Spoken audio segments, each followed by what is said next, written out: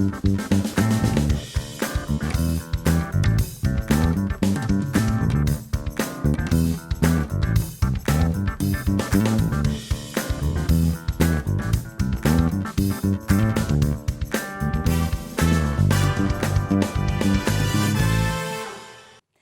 and welcome to the Heart of the Matter. My name is Omotayo.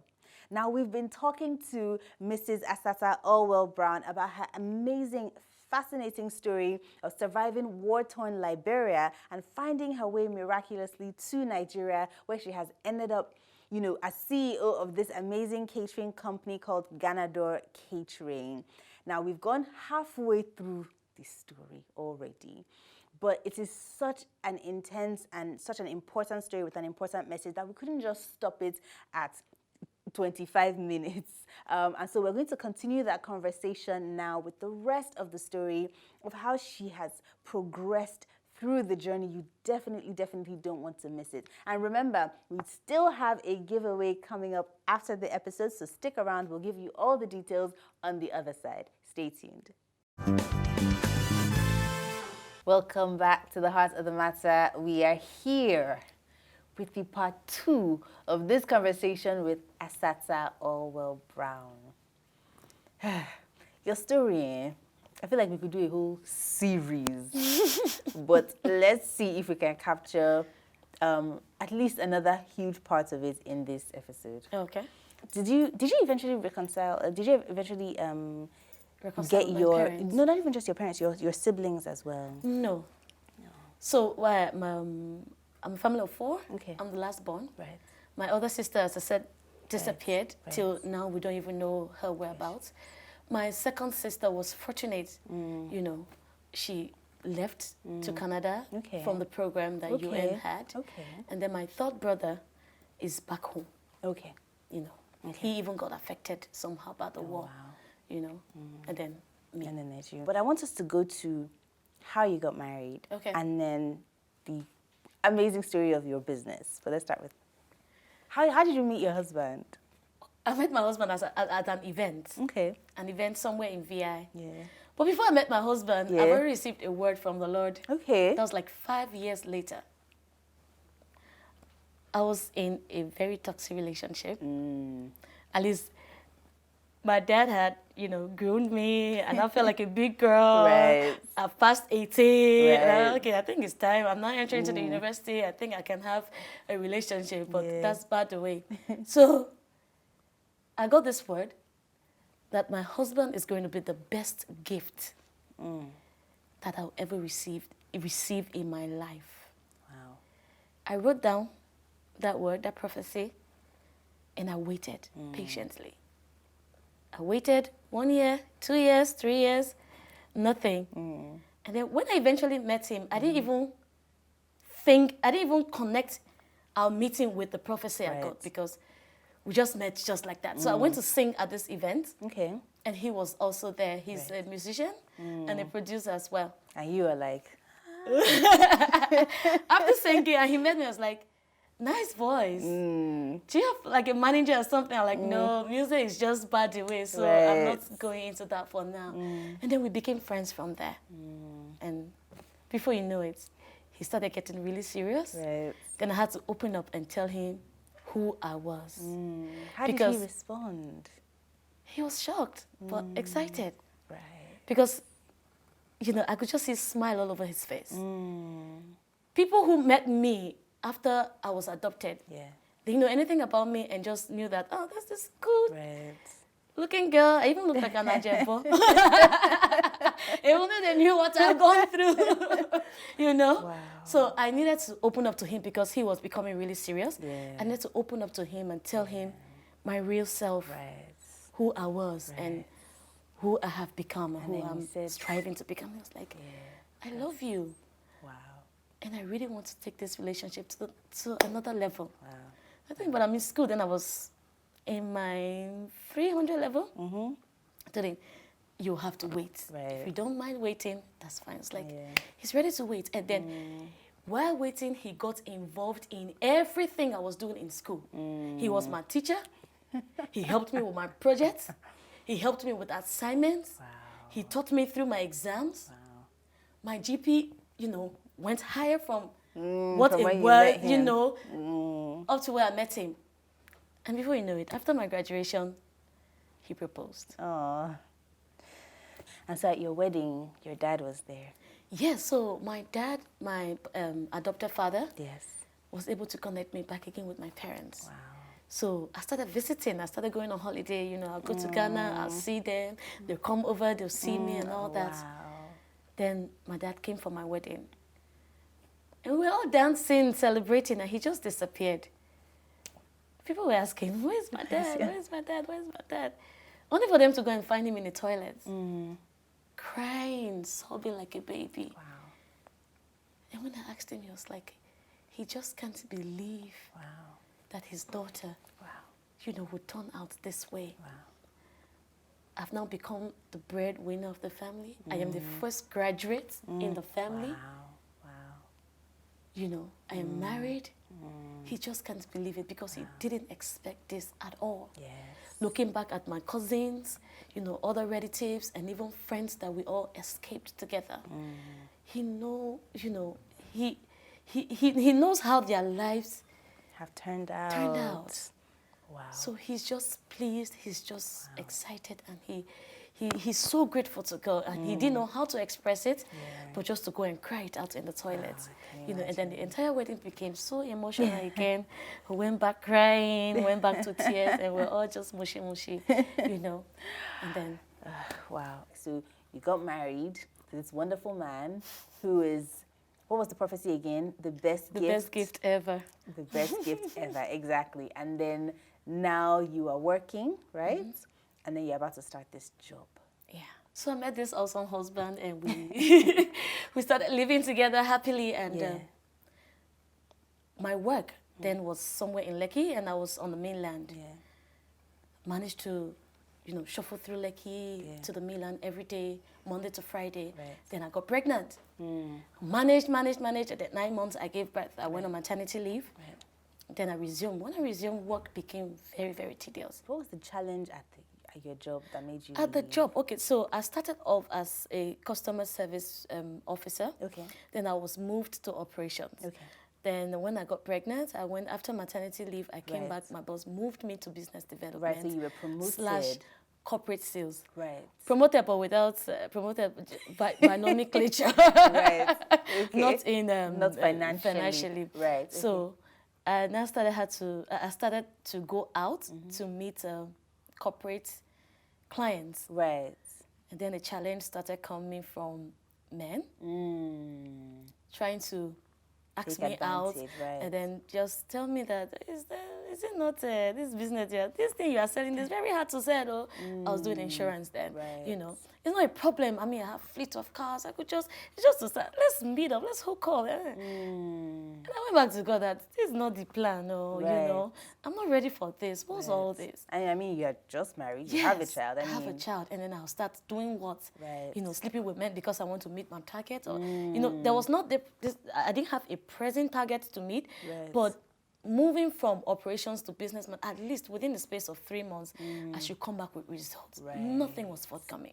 My boss wasn't happy. I tried to explain to him the challenges I had out there, but nothing was being done about it. So that's how the business idea started coming in. I started speaking to my colleague, and then she talked about the food thing. But then my husband likes cooking. I'm not the actual cook. My husband likes cooking.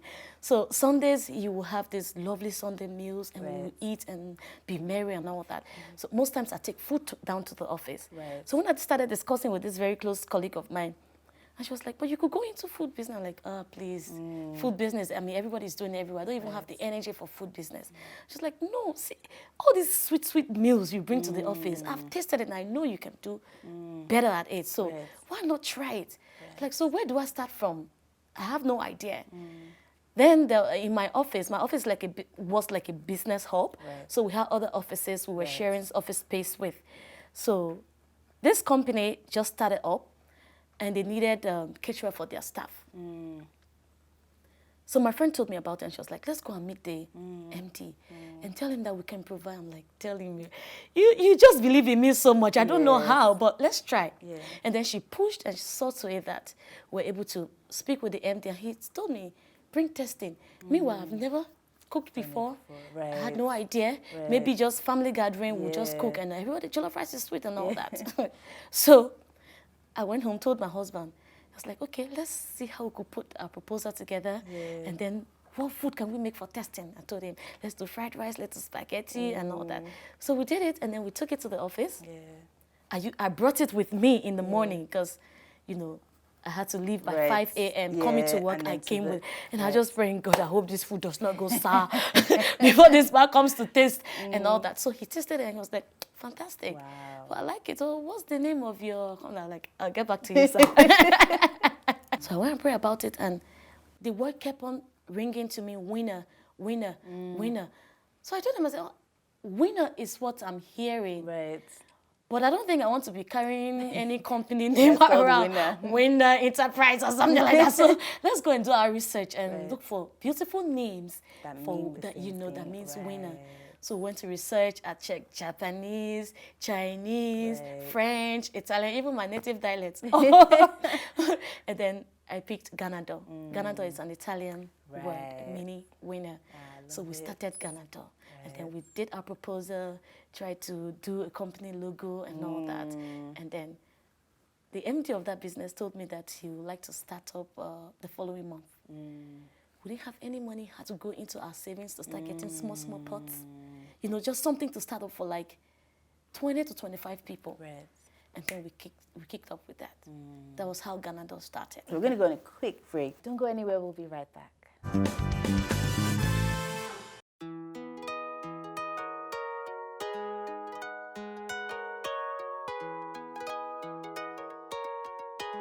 I trust your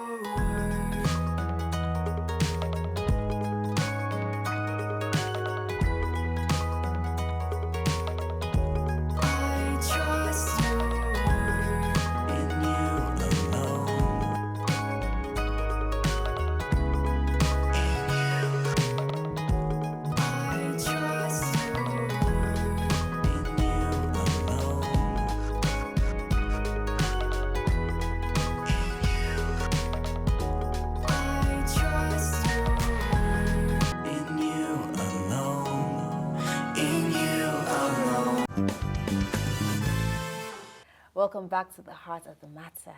All right, wow. Okay, so then from there, now you cater to massive events. It's clearly not 20, 30 people.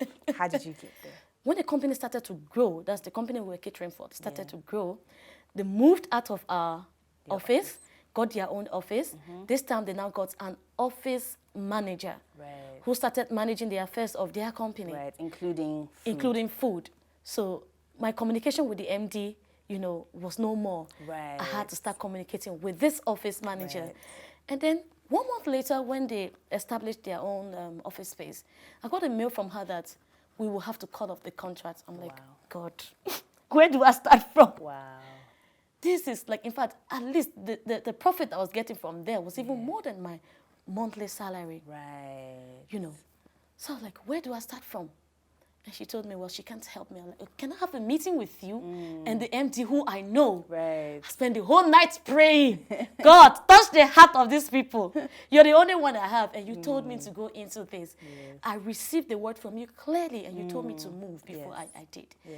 I prayed about it. I went to meet them. They refused. The manager wanted to help me. No, not the manager, the MD wanted to help me because of the existing relationship we had.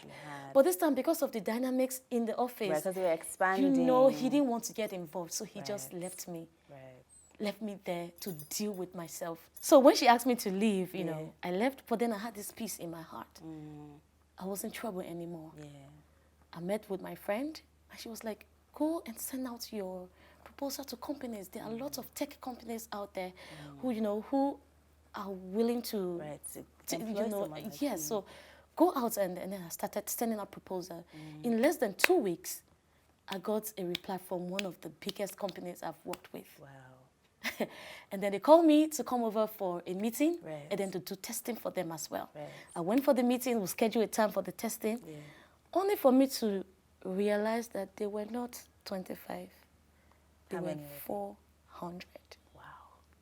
Now, like, what? Wow. How did I move from 25 to 400? I don't even have the assets. I don't even have the strength. Where do I start from?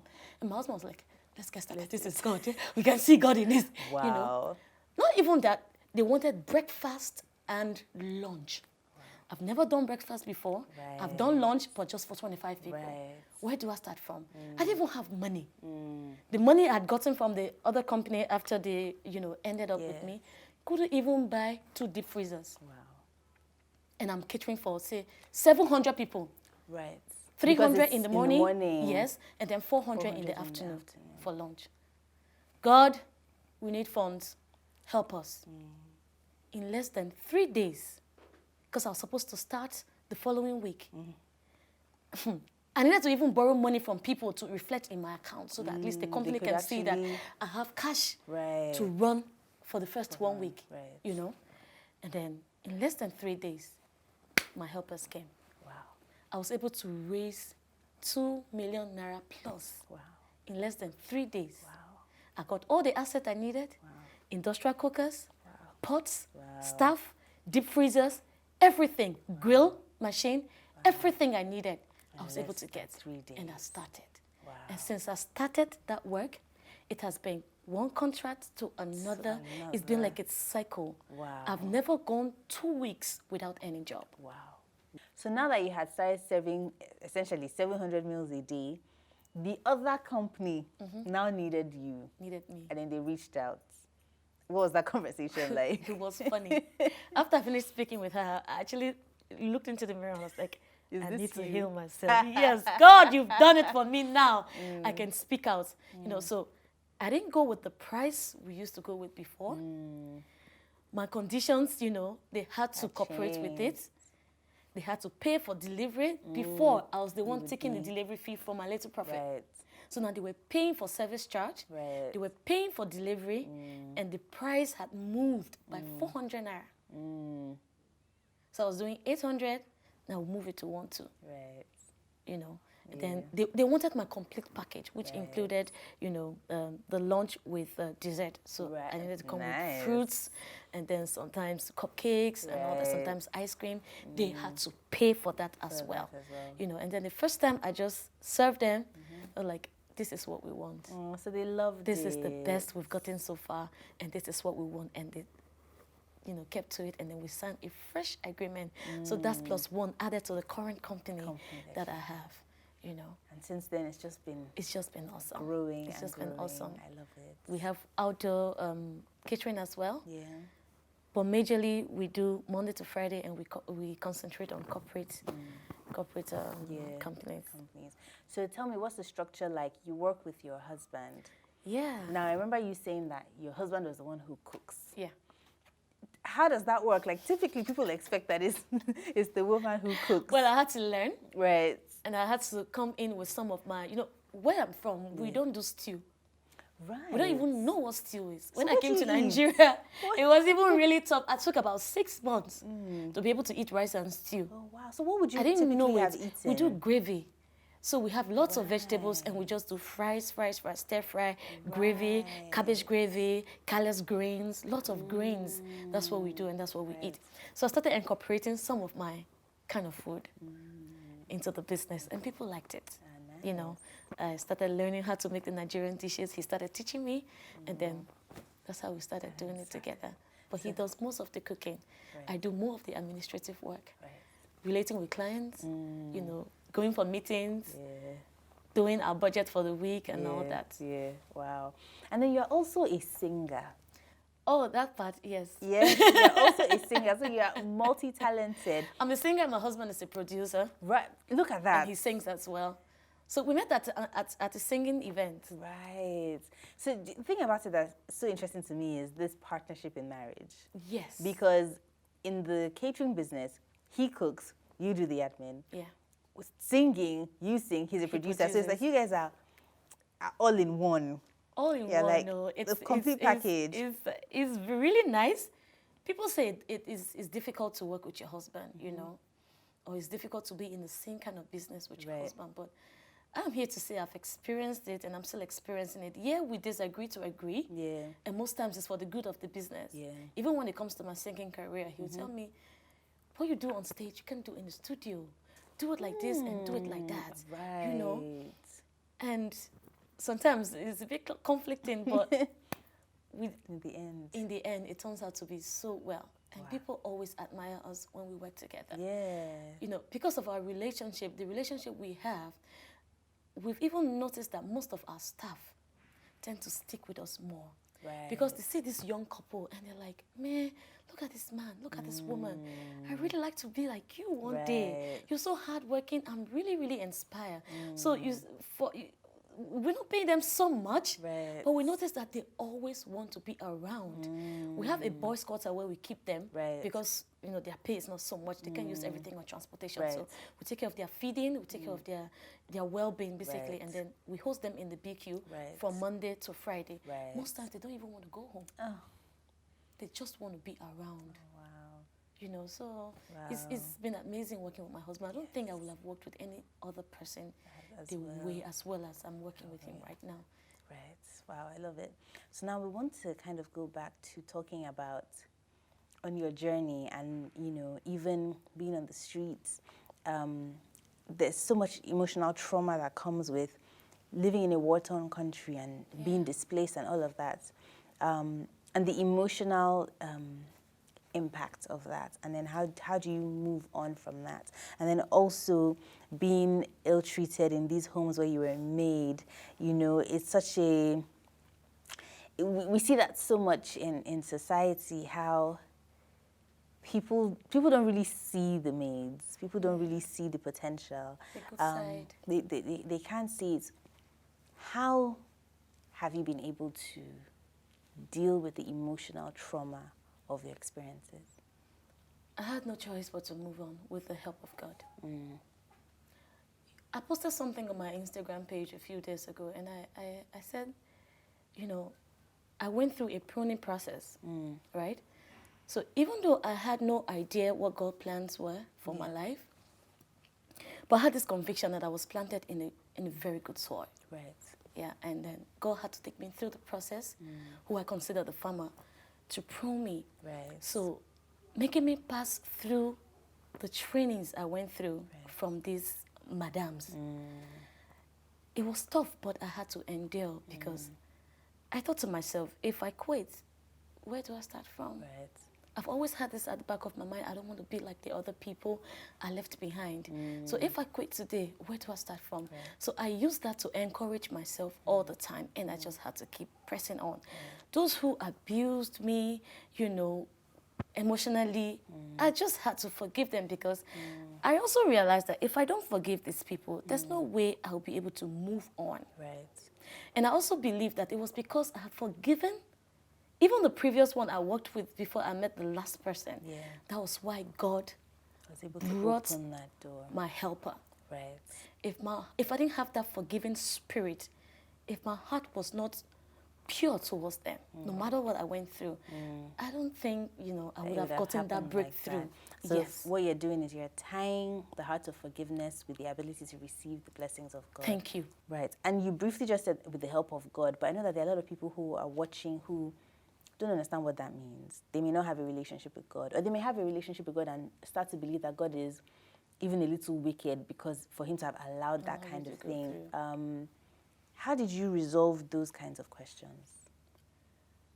Well, I trusted God from the beginning, as I said, even if I didn't understand the entire process. Right.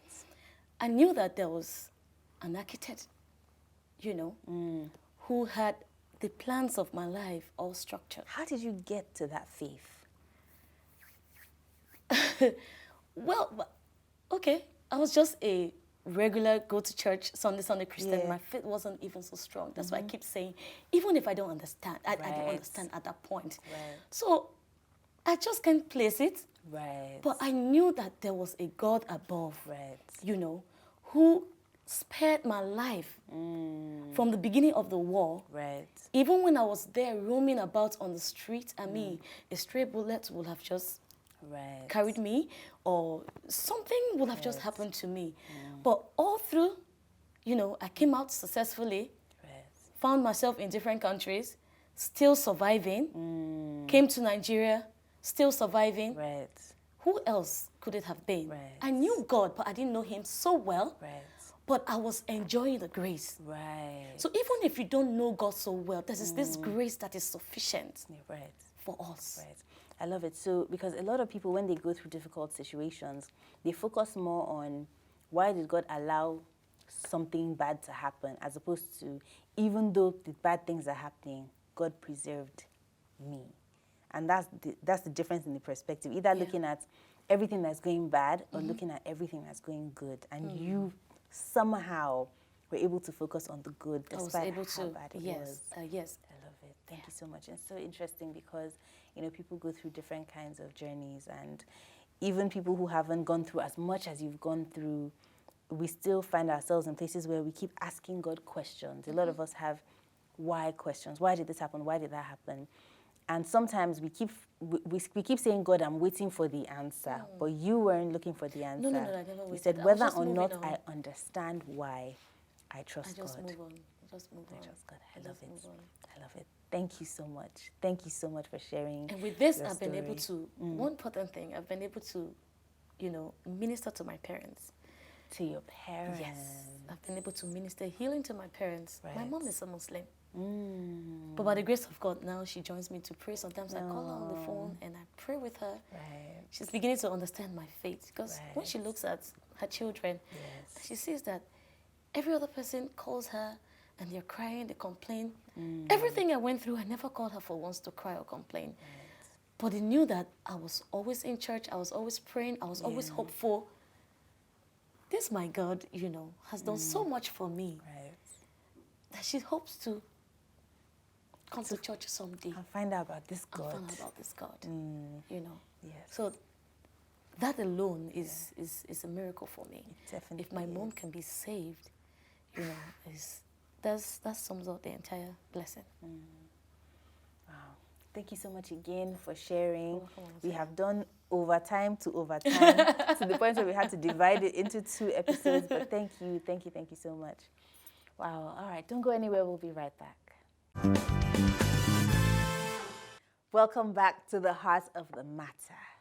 We finally were able to go through as much of Asatta Allwell-Brown's story as we possibly can within the span of 2 episodes. And it is such an impactful story, especially where she talked about healing, and the ability for her to remember God's grace instead of looking at what God didn't do. She saw all the things God did do, and that gave her strength to kind of pull through to where she is now. We still have a giveaway. If you made it to this part of the episode, then you have a chance to win a whopping discount from Ganador Catering. Now, if you have an event holding within July and August with over 300 people, you stand a chance to win 800 Naira off your meals per plate. So she would typically charge 1,800 per plate for an event that big, but you can pay 1,000 Naira only. Obviously, terms and conditions apply. If you want to win this, here it's so simple. All you need to do is follow us on our social media channels. We are at HOTM TV on Instagram and Facebook, and we are HOTM channel on YouTube. Now, you need to follow us on all our social media platforms, tag 5 friends on our Instagram page and our Facebook page, and get them to follow back, right? And then you have to comment on at least 5 videos on our YouTube page, just to show us that you've been watching and keeping up with all the great content that we've been bringing to you. You also have to follow Ganador Catering on Instagram, and we'll make sure you have all the information across the screen. And that's it for this episode of The Heart of the Matter. Thank you so much for watching. See you next time.